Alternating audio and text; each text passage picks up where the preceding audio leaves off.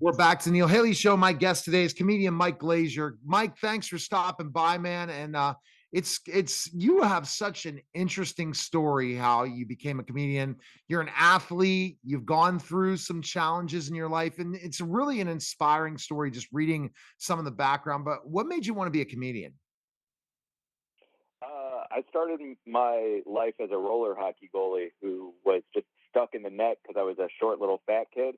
And I was like, well, maybe I can be the best roller hockey goalie and make people laugh instead of getting picked on. So it was all a defense mechanism, whether I was stopping the puck or I was stopping people from, poking my belly and making it jiggle. So interesting. And so you really did well in roller hockey. Can you explain that? I didn't know that. Was that a US sport? I'm kind of reading your bio. Can you kind of explain that to me a little bit? Yeah, isn't that wild? Like, I had no idea either until I started really climbing up the ranks. But roller hockey is a massive sport. I went from playing in the back of churches with a baseball glove on my knees playing goalie to being the best roller hockey goalie in the country. I ended up touring and training at the Olympic training centers and won a gold medal with Team USA. So We were it's in the Olympics, roller hockey? Here's what happened. We were playing in the Pan American Games. We beat Canada in the finals. I'm skating around the rink with an American flag on my back and Team USA on my chest. And we think we're going to become a Summer Olympic sport. And instead, mixed doubles badminton was selected by the Olympic Committee. So I retired from roller hockey for the steady job of stand-up comedy, something a little more grounded and, guaranteed paycheck than roller hockey. But it's a great icebreaker to say you're a gold medalist, right? It's true. And I also got to do a warm up and perform at the NHL Awards and do warm up for all the Stanley Cup champions and NHL Hall of Famers. And it was an honor to meet people like Mark Messier and all these guys. And then I told them I was a Team USA roller hockey goalie. And they were like, oh, good for you. Real happy for you. We don't care. We're NHL players. I was like, I get it. I understand. And I'm sure when you bring up roller hockey, you could have a comedy joke about roller derby, right? Oh, roller derby. I watched that back. you know? Absolutely. Yeah. Oh, you were on the roller skates and hitting people over the boards. And it's like, no, I mean, sure, kind of. But I was at least stopping the puck. I wasn't hitting people and knocking them over. What happened to roller derby, right? I'm just bringing that up this morning. I guess this eclipse still is affecting all of us, right? What happened to roller derby, right? Remember it was like a popular sport on ESPN years ago and stuff, Mike. And where is it gone? Where you have certain sports that is like watching paint dry on ESPN, but yet we don't see roller derby anymore. That was entertaining. Yeah, it is wild. Like maybe it got replaced by pickleball and other things that are more of a hobby than a sport. Oh, and speaking of pickleball, dude, that LeBron James has a sports team. I don't know how that sport became busted tennis up the wazoo and now, but it's ridiculous. Pickleball is so popular now, dude. You can't call it that. That's a sport. I can't believe I'm saying that, but literally they're replacing tennis courts with pickleball courts now all over the country. That, that's incredible. Yeah, I think I don't know what happened. Maybe it's the eclipse, like you said, but now we're like watching darts and we're watching foosball and we're watching pickleball and calling them throwing bean bags into holes, playing cornhole. I don't know. I'll stick to my NBA, NHL, MLB, NFL. I'll call those real sports. No, I got a deal for you, Mike. I know who's going to win the pickleball championship, and we're going to make millions off of this gambling deal, right? I'm sure that the Vegas odds are already here, right? Yeah, of course they are. Yeah, if you got those inside tips for me, let's go in on it and cash out. All right. So the story that started out like that, and you decided to become a comedian. It must have been hard at first to get in front of people, right? Because of your kind of self consciousness, right? Yeah, absolutely. I mean, it's one thing to be a goalie in the net and have all this equipment and all this protection, and then you go into stand up and you have no protection. You have nothing except for yourself. And then I also try and talk about some pretty vulnerable topics and, like some mental health that I struggle with, bipolar and depression and things in my family like schizophrenia. But I also try and have a great time doing it. So don't get me wrong. Come see a show. I guarantee I'm funny. I just try and do it from a deep, heartfelt place and nothing nothing too superfluous like cats and dogs and why they're different. People are looking for this, Mike. They truly are looking for this. The amount of people that are suffering from mental health, especially there, I saw a number, and I'm not quoting this, just from one of my clients telling me that men are committing suicide at an enormous rate every day at over 40. It's like It's ridiculous. So, yeah.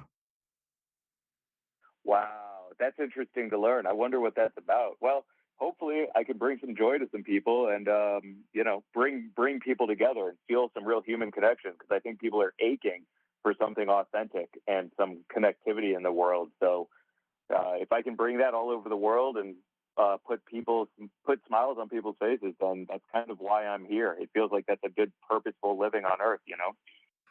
All right. So, how did it feel performing alongside Dave Chapelle? What did you learn from Dave? And look at now, Dave, with this big deal he got. That's crazy where he's going, right? Yeah. Well, I mean, he's a rock star, right? He's not even a comedian anymore. He's like a legit rock star. He just floats through the air and does whatever he pleases, even to the detriment of some communities that I care about, like people who are trans. So, getting to meet him though in 2015 was a really beautiful thing because he performed on my show Glazed, which was a show that had comedy, art, breakdancing, magic, and a live band. And he dropped in and was like, "This is a cool vibe. Can I perform?" I said yes. He was like, "I'd love to stick around and co-host with you." So Dave Chapelle and I co-hosted for 3 hours. And then at the end of it, the whole crowd stood up, and with the live band, we all sang Radiohead's "Creep" before we floated off into the night. And that got me in Rolling Stone. It sold out my show for 2 years. He was real generous with his time, so I'll always be real thankful for getting to spend all that time with him. And I made him laugh. So what's better than that? You know, having somebody like Dave Chappelle laugh at your jokes, like, come on, that's everything. You're making me laugh at certain things, but I guess I'm playing into you a bit. But let's talk about cooking alongside Gordon Ramsay. That's another experience. Then we'll go to your latest projects. Sure, love to. I was on a Food Network show called Worst Cook in America. I almost burned down my kitchen, and they're like, "You're perfect. Come on the show." And I was like, "All right, I'll burn down your kitchen too." And I almost did. But I took the money I won from that and went to culinary school because I fell in love with cooking. And then I got hired to cook behind the scenes on a Gordon Ramsay show. And it was there that he told me I'd be a great line cook. And I was flattered that Gordon Ramsay said that, but secretly, I just wanted him to yell at me, man. I just wanted him to put my head between two slices of bread, call me an idiot sandwich, and kick me out of the kitchen. That was my dream. But instead, he was really nice. And so, go figure, huh? No, it's yeah, I totally for sure. But I mean, worst cooks in America wouldn't I'd definitely be on that list, Mike. Yeah. Hey, if maybe after this, we can hang out and make a frozen pizza together. Exactly. And maybe not cook it all the way. Yeah. Yeah. We can leave the middle a little raw, a little cold, and burn the outside. That's what we're talking about. Yeah, exactly. You put it on for a bit and that's it. Okay, so let's talk about you have two things, major things. You have a podcast, so I could see we could definitely have fun podcasting together. Life Rules the show, jumping into doing a podcast, and then also your comedy special and touring. So you got a bunch of things going, man. Yeah, man. I appreciate you letting me share them. I have a special. It's my very first special. It's out right now. It's on my YouTube, Mike Glazer YouTube. It's called Life Rules because I love life. I think life rules. Also, I've made a lot of mistakes in my life. So I have a lot of life rules that I live by to be the best person I can. And like one of those is I used to do these videos for BuzzFeed and they would ask me to get really, really high and I got real high for it. They threw me in the back of a car and blindfolded me. And I was like, oh no, I got to come up with some life rules here. I think I'm getting kidnapped by BuzzFeed. And then it turns out that they were surprising me by having me spend the afternoon getting high with Snoop Dogg. And I was like, never mind, life rules. Life rules. Life is amazing. Just say yes to everything. So it's called Life Rules because, I get myself into predicaments and then hopefully they work out and I make memories I didn't have before. And I've parlayed that into a podcast as well. You're putting yourself out there and saying, "What the heck?" Your major thing is making sure you get as many comedy gigs as you want, but you're seeing the power of brand, and as much networking and more projects you're doing, the more opportunity you're going to be seeing more and more.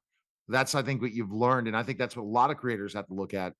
You gotta you shouldn't say no to a lot of things because you never know where they're gonna go. Exactly, exactly. And this is something that I live by. Like I believed in the idea of life rules so much. I got it tattooed on my arm, so there's no turning back now. And I can't get the $200 back for it either. So there's really no turning back. That no doubt for sure. And are you looking at one point to act as well? You know how comedians transfer into acting. Are you open to doing that? I love acting. I've won a couple of awards, which has felt really good. But honestly, my dream is to do stand up, tour all over the world, bring joy to people, have Life Rules be a big brand that helps make the world a better place, raise a lot of money for homelessness. And then if I can be a panelist on Top Chef, I think I've made it. I just want to sit at a table with everyone on Top Chef, taste food, make them laugh. And that's my ultimate goal.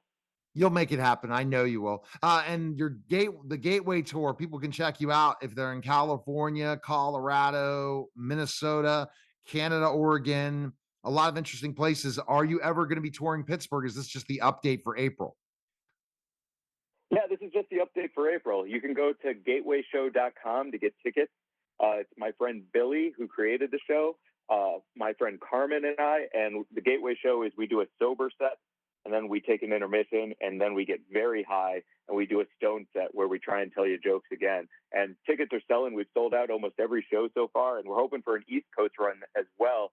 I haven't been to the East Coast much. I'd love to come through New Jersey, New York, all the New England states. It'd be a real dream. Yeah, it'll happen at one point. But you know, it's interesting finishing up this interview. Why don't you have a reality show or at least or a docu-series or documentary about you or a show like how they're going ahead, you know, they have your podcast should be getting people high like people did with the, you know, the hottest, spiciest peppers that they eat on a specific that really popular show that's on I forget which network and stuff like that where the hottest peppers getting people high and talking. Yeah, I agree. I love that idea. Like hot ones, only for bong rips. Let's do it. And then Yeah. get people you interview them, and then by the time they smoke so much weed, they'll answer every question for you. Well, if anyone out there wants to make a documentary about a gold medal winning roller hockey goalie turned culinary school graduate turned stand up comedian who has an Emmy nomination and hung out with Dave Chapelle, let me know. Let's make it happen. I think a documentary or a video or a television show. Again, I am in the production industry as well. I'm trying to put stuff together. I'll definitely reach out to your team. Never know all the magic. That's why I do this. It's my gig. It's I own this whole thing, the Neil Haley show, and all my syndication and all the people I'm connected with. That's what I love because I don't have to answer any boss, at least on my show. So, best place people can check you out real quick, Mike. Yeah, my YouTube is Mike Glazer. Check out Life Rules, the podcast, and Life Rules, the show. And then my Instagram is Glazer Boo Hoo Hoo. And you can get all the tour dates and follow me there as well. And also, congrats to you building something like this from the ground up, all for yourself, and then owning it. It's a massive deal, man. So, congrats to us both. And my documentary soon coming up, my comeback into professional wrestling. So we'll definitely connect sometime. Sounds good, Mike. Thanks for stopping by. Thanks a lot. Are you listening, watching the Neil Haley Show? And we'll be back in just a moment.